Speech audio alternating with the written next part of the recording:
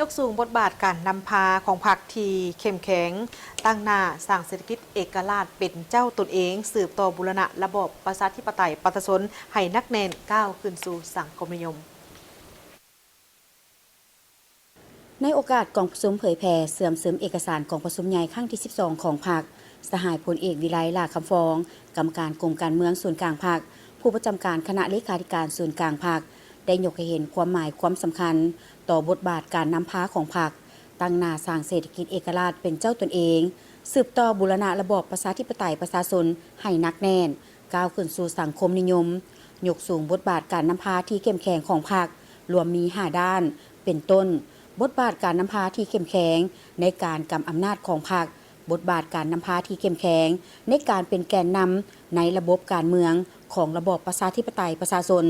บทบาทการนำพาที่เข้มแข็งในการนำพาทั่วสังคมพรรคนำพาทั่วสังคมปฏิบัติ2หน้าที่ยุทธศาสตร์สร้างความเข้มแข็งให้แก่การพัฒนาเอาใจใส่ปรับปรุงการกำอำนาจของพรรคบนพื้นฐานจิตใจรับใช้ประชาชนและเพื่อการพัฒนาอย่างแท้จริงบทบาทการนำพาที่เข้มแข็งในด้านระเบียบวินัยและความเป็นแบบอย่างนำหน้าของพรรคและบทบาทการนำพาที่เข้มแข็งในภารกิจปฏิบัติแนวใส่บรรลุอุดมการณ์ก็คือจุดหมายสังคมนิยมที่พรรคและประชาชนเฮาได้เลือกเอาไว้แล้วตั้งหน้าสร้างเศรษฐกิจเอกราชเป็นเจ้าตนเองนี่แม่นเส้นทางการพัฒนาชาติลาวยุคใหม่สืบต่อสร้างพื้นฐานเศรษฐกิจแห่งชาติให้เข้มแข็งโดยสู่ซ้นเอาเศรษฐกิจของลาวออกจากระบอบเศรษฐกิจที่เต็มไปด้วยการพึ่งพาและเอื้ออิงให้กลายเป็นเจ้าตนเองอย่างมีบาทก้าวเดินที่นักแน่นปรับปรุงพัฒนาและยกระดับกลไกเศรษฐกิจตลาดอยู่ประเทศเฮาให้ถูกตามที่สังคมนิยมสามารถเชื่อมโยงเข้ากับเศรษฐกิจภาคพื้นและสากลสืบต่อบูรณะระบอบประชาธิปไตยประชาชนให้นักแน่นเป็นการยืนยันและย้ำคืนเกี่ยวกับการบูรณะเส้นทางก้าวเดินก็คือระยะทางของการปฏิวัติลาวภายใต้การนำพาของพรรคสร้างและยกระดับบรรดาปฐมปัจจัยให้แก่การก้าวขึ้นสู่สังคมนิยมที่มีในปัจจุบันให้มีความนักแน่นเข้มแข็งสร้างรัฐที่มาจากประชาชนโดยประชาชนและเพื่อประชาชนให้สมบูรณ์ยิ่งขึ้นและก้าวขึ้นสู่สังคมนิยมเป็นการย้ำเติมอีกอย่างนักแน่นและชัดเจนว่าภารกิจปฏิวัติของพรรคเฮาตามเส้นทางก้าวขึ้นสู่สังคมนิยมแม่นจุดหมายที่บ่อาจตาวปีนแม่นอุดมการณ์ที่บ่เปลี่ยนแปลงของพรรคเฮา